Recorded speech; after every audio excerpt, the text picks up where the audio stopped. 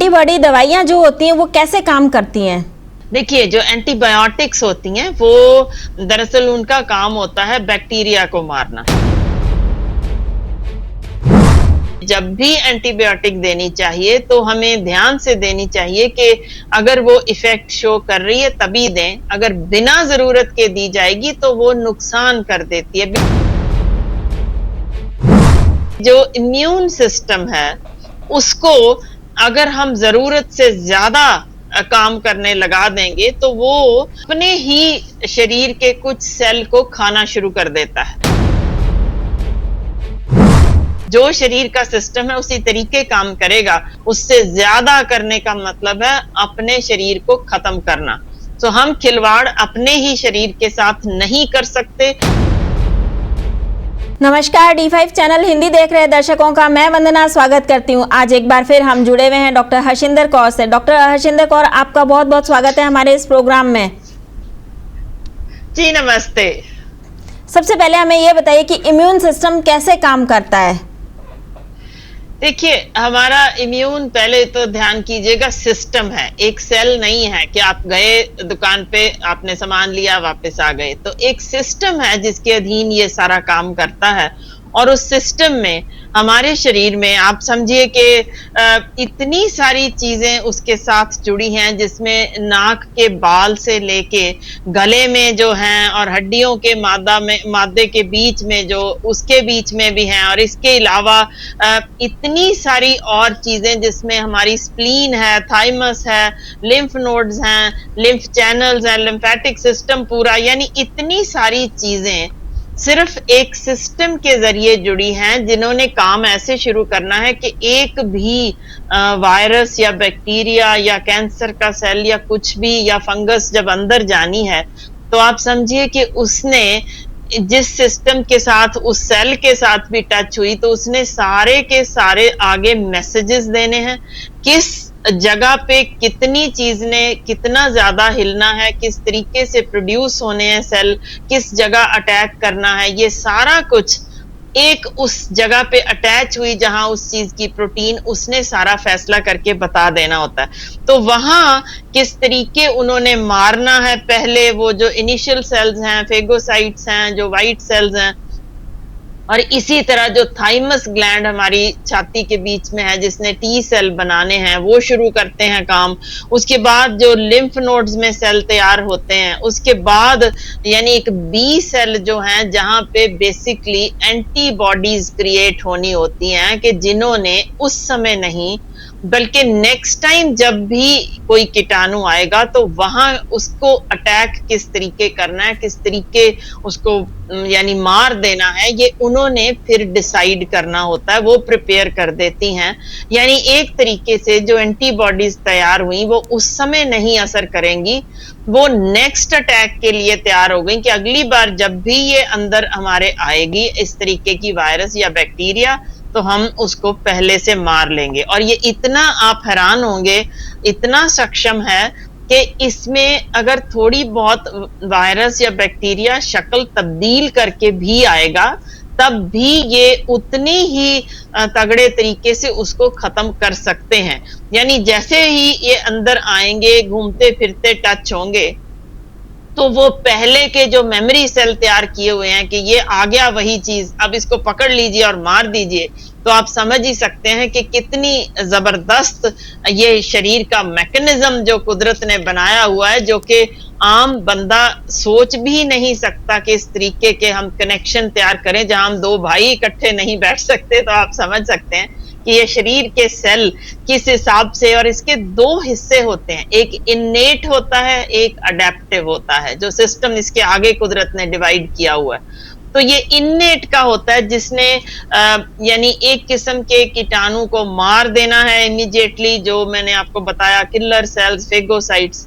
और ये adaptive mechanism है जिसके आधार पे हमारा शरीर खड़ा है, जिसने एंटीबॉडीज तैयार करनी है, जिसने ये सारा कुछ और ये ध्यान कीजिएगा, आपके या हमारे कहने से या हरी पत्ती से या हरी चाय से या किसी तरीके के जिंक या विटामिन सी या ब्रेड या हल्दी या अदरक से नहीं चलेगा। इसने सिर्फ मैसेजेस लेने हैं कि क्या मेरे को इन्नेट ने जो इम्यूनिटी दी उसको उसने बताया, किस तरीके का मैंने तैयार किया अपना ढांचा उसको कैद करने के लिए, मारने के लिए, उसी हिसाब से उसने अपनी एंटीबॉडीज तैयार करनी है, किस जगह पे रखनी है, कहाँ पे वो स्टोर होंगी, कैसे उन्होंने एक्ट करना है, ये सारा सिस्टम उनका अपना है, हम उसमें इंटरफेयर नहीं कर सकते। ये एंटीबॉडी दवाइयाँ जो होती हैं वो कैसे काम करती हैं? देखिए, जो एंटीबायोटिक्स होती हैं वो दरअसल उनका काम होता है बैक्टीरिया को मारना। और हम क्या करते हैं कि कई बार जो बिना जरूरत के भी उसको हम ऐसा कर देते हैं कई बार कि जरूरत ना भी हो तो एंटीबायोटिक्स दे दी जाती हैं। तो क्या उससे नुकसान क्या होता है कि एक बार जैसे एंटीबायोटिक गई, उसने बैक्टीरिया को मार दिया, खत्म कर दिया, अपना काम किया, तो जो काम शरीर के एंटीबॉडीज ने करना था, एंटीजन जाने के बाद जो इनिशियल इन्नेट इम्यूनिटी ने करना था, वो बैक्टीरिया को मारने का काम एंटीबायोटिक्स ने कर दिया। पर अब ध्यान कीजिए कि अगर एंटीबायोटिक्स सही नहीं लिए गए, यानी अगर बीमारी वायरल थी, हमने बैक्टीरिया को मारने के लिए दवाई दे दी, तो वो काम तो कर नहीं रही, तो हमारा ही शरीर उसको भी एक एंटीजन मान के उसके खिलाफ एक्शन शुरू कर देगा और वो धीरे धीरे अपना असर ही छोड़ देती है।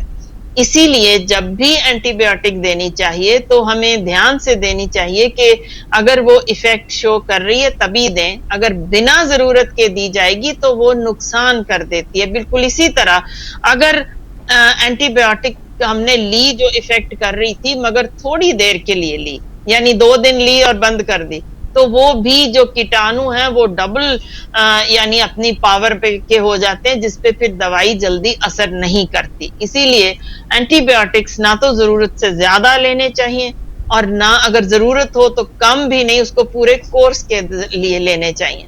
क्या इम्यूनिटी बढ़ाई जा सकती है? जी देखिए, जैसे मैंने आपको अभी बताया कि इम्यूनिटी का सिस्टम कुदरत ने अपने बीच में अपने अकॉर्डिंगली ही फिट किया होता है। हम उसको कम या ज्यादा करने लग जाएं तो वो एक तरीके कुदरत से खिलवाड़ हो जाता है। अब समझिए कि जो इम्यून सिस्टम है उसको अगर हम जरूरत से ज्यादा काम करने लगा देंगे तो वो यानी अपने ही शरीर के कुछ सेल को खाना शुरू कर देता है। यानी उसने जहां तक काम करना था, अगर हम उसको कहें कि जरूरत से ज्यादा काम करे तो वो यानी अपनी ही शरीर के कुछ सेलों के अगेंस्ट वो लड़ाई छेड़ देता है, जिससे डायबिटीज जैसे रोग या रूमेटॉइड आर्थराइटिस या ल्यूपस इस तरीके की बीमारियां शुरू हो जाती हैं, जहां हमारी ही इम्यूनिटी के सेल हमारे ही शरीर के सेलों के खिलाफ एक जंग छेड़ देते हैं। तो इसीलिए जो आज के दिन आप देख रहे हैं कि सभी जगह एडवर्टाइजमेंट्स में यही कहा जा रहा है हम इम्यूनिटी बढ़ा रहे हैं, तो ना तो आप सेल बढ़ा सकते हैं, ना लिम्फ नोड बढ़ा सकते हैं, ना लिम्फेटिक वेसल्स बढ़ा सकते हैं, ना आप स्प्लीन 2 कर सकते हैं, यानी कुछ भी नहीं कर सकते। जो शरीर का सिस्टम है उसी तरीके काम करेगा। पर अगर उसको हम ज्यादा बढ़ा देंगे तो ये समझ लीजिए कि जो नॉर्मल मैकेनिज्म उसका होना था, जहां तक उसने एक्शन करना है, उससे ज्यादा करने का मतलब है अपने शरीर को खत्म करना। तो हम खिलवाड़ अपने ही शरीर के साथ नहीं कर सकते। और एक भी ऐसी स्टडी अभी तक नहीं आई जहां ये लिखा गया हो कि विटामिन सी या जिंक इस मौजूदा इन्फेक्शन में काम करेंगे, वो अगले अटैक में तैयार होने वाली एंटीबॉडीज में तो चाहे हेल्प कर दें, इस वक्त की जो इन्फेक्शन है उसमें ये बिल्कुल किसी तरह की कोई अदरक, कोई हल्दी, किसी किस्म की जो भी जड़ी बूटियां या जितने भी आप इस समय सुन रहे हैं इश्तिहार, इनमें से कुछ भी असरदार नहीं है। और आप हैरान होंगे कि अगर आपको याद हो कि फ्लू पैंडेमिक हुआ था तो उसमें भी यही चीज हुई थी कि उस समय लगभग करोड़ों का बिजनेस उस समय किया गया था, जिसमें आपने अगर याद हो तो सांप का जहर तक उस समय दिया गया था। विक्स वेपोरब जैसी चीज उस वक्त शुरू हुई और भी कई चीजें उस वक्त दी गई थी, जिनका बिल्कुल 1% बाद में जो टेस्ट हुए उनमें पता लग गया था, कुछ भी उसमें असरदार नहीं हुआ था। सिर्फ नेचुरल इम्यूनिटी जो बॉडी की, जो पहले से हमारी बनी होती है, उससे ही लोग बचे थे, जितने भी बचे थे। बाकी जो अडेप्टिव इम्यूनिटी हमारी होती है, उसी ने ही इफेक्ट देना होता है, और उसमें अगर हम हेल्प कर सकते हैं तो सिर्फ इतना कि जो नोबेल प्राइज विनर था उसने भी बता दिया था कि उस समय विटामिन सी के खांसी के, जो उस वक्त हम अगर अपने माँ से सुने या अपनी दादी से सुने तो कहते होते थे, अगर खांसी जुकाम हो गया, दवाई लोगे तो 7 दिन में ठीक होगे, दवाई नहीं लोगे तो 1 हफ्ते में ठीक हो जाओगे। यानी कहने का मतलब ये था, करना काम हमारे शरीर ने है। ये दवाइयां बिल्कुल भी किसी किस्म की जो इम्यूनिटी बढ़ाने वाली असर नहीं करती। अगर कोई फायदा हम ले सकते हैं तो सिर्फ इतना कि हम शरीर की मदद करें, और वो भी इस तरह कि अपनी सफाई रखें। यानी कि जो अच्छे बैक्टीरिया हमारे हैं उनको ना खत्म कर दें, उनको हम काम करने दें। तो एक्स्ट्रा जो सैनिटाइजर्स हम लगा रहे हैं उनसे बचें। बिल्कुल इसी तरह नाक के बाल अगर हम काट देते हैं तो वो हमारी इनिशियल जो कह सकते हो इम्यूनिटी का भी हिस्सा, जिनका काम है कि जो अंदर जा रहे हैं छोटे बैक्टीरिया या गंदगी, उनको छींक के साथ बाहर निकाल दें। सो छींक कोई ऐसी बात नहीं है कि कोई कहर ढह गया अब आप निकल नहीं सकते घर से। ये अच्छी बात है, आपकी इम्यूनिटी काम कर रही है। बिल्कुल इसी तरह सिगरेट ना पिएंगे तो नेचुरल इम्यूनिटी जो हमारी लंग्स में है वो काम करती रहेगी। अच्छी नींद लेंगे तब भी हमारा जो रेस्ट के साथ टूट फूट जो बॉडी की होती है वो उसकी रिपेयर हो जाती है।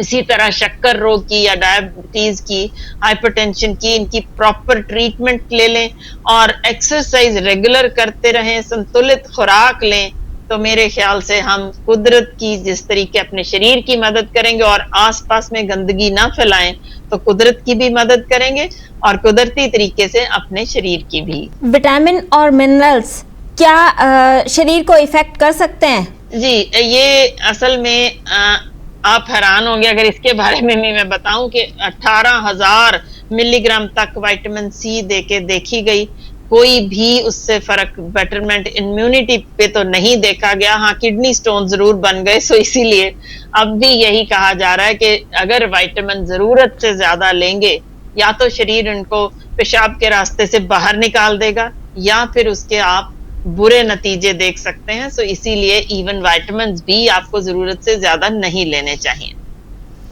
जब वायरस शरीर में चला जाता है तो वो कैसे इफेक्ट करता है? देखिए, जब शरीर के अंदर जाता है तो वो पहला काम होता है हमारे शरीर को, पहले तो वो रोकने की कोशिश करते हैं चमड़ी से या जिस तरीके से, जैसे मैंने आपको बताया वहां पे टी सेल भी आएंगे। अगर उसके बावजूद ये अंदर चला गया तो फिर पूरी बॉडी इसको खत्म करने को लग जाती है, जिससे यानी खांसी, जुकाम, बलगम, बेहोशी वगैरह जितनी भी ये चीजें होती हैं, ये बताती हैं कि हमारी इन्नेट इम्यूनिटी अच्छी तरह काम कर रही है, वो वायरस को मारने में लगी है। और जो बुखार होता है ये अच्छा साइन है। इसका मतलब है कि वायरस को मारने के लिए शरीर ने अपना पूरा मैकेनिज्म ठीक तरह से काम में उसमें लगा दिया है। तो इसी तरह अगर खांसी जुकाम है तो इसका मतलब ही है कि ये इम्यूनिटी हमारी अच्छी तगड़ी है, और उस वक्त शरीर टूटता है का मतलब है कि वो सारा शरीर काम कर रहा है वायरस को मारने में। और जब वो वायरस मर जाती है तो फिर हमारा शरीर थोड़ा सा सुस्त पड़ जाता है, नींद आती है अच्छी से, हाँ ठीक है कि अब हम उससे जंग जीत चुके हैं। ये नॉर्मल मैकेनिज्म है, इससे घबराना नहीं चाहिए। इसका मतलब है कि हम वायरस तो गई पर हमारा शरीर उसको खत्म करने में सक्षम है। डॉक्टर हर्षिंदर, आप हमसे जुड़ी और आपने हमें बहुत ही महत्वपूर्ण बातें बताई। आपका बहुत बहुत धन्यवाद। जी शुक्रिया। अगले एपिसोड में आपसे फिर मुलाकात होगी, तब तक के लिए नमस्कार।